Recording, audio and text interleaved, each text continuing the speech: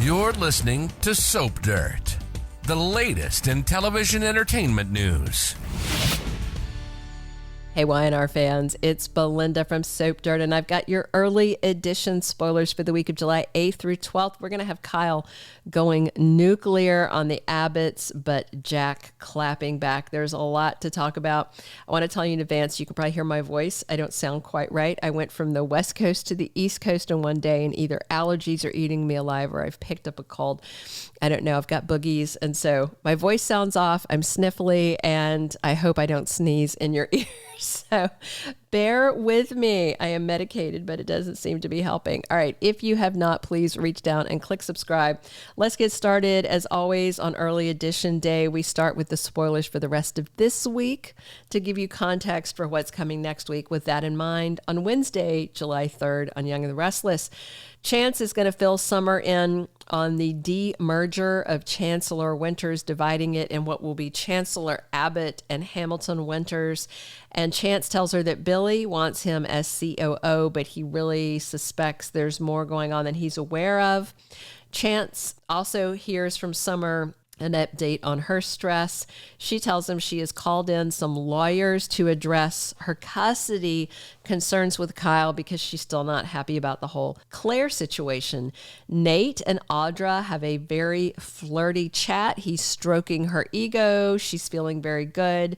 She still hasn't told him that Victor is the one who bought Glissade for her to run.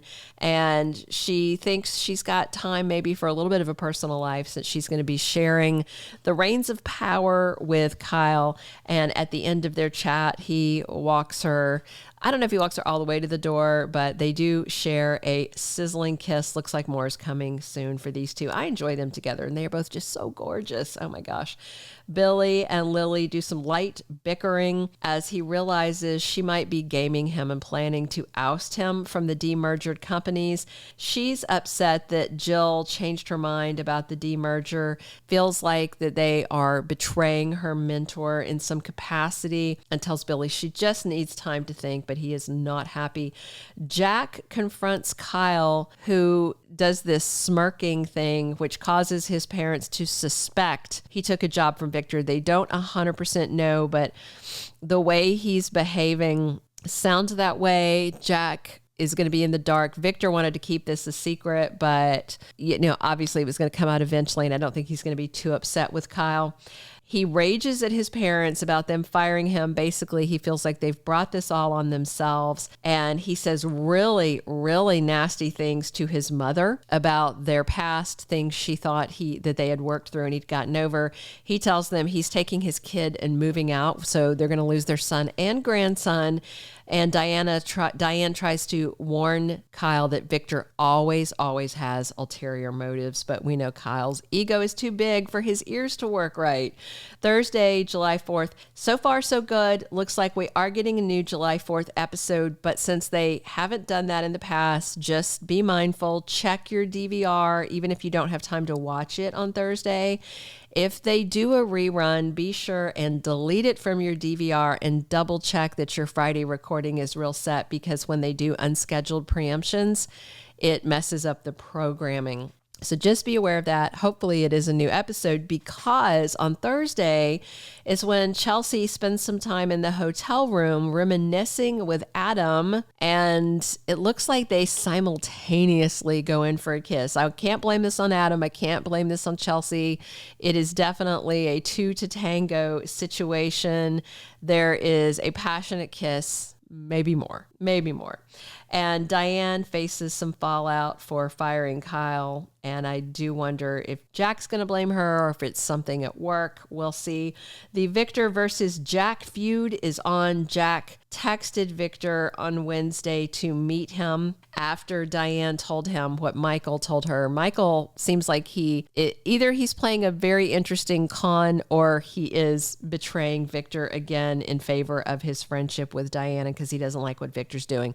So expect a war of words and then more. And just a question for Josh Griffith. Who exactly is it that told you fans wanted to see another Jack versus Victor war for the 93rd time? I don't know.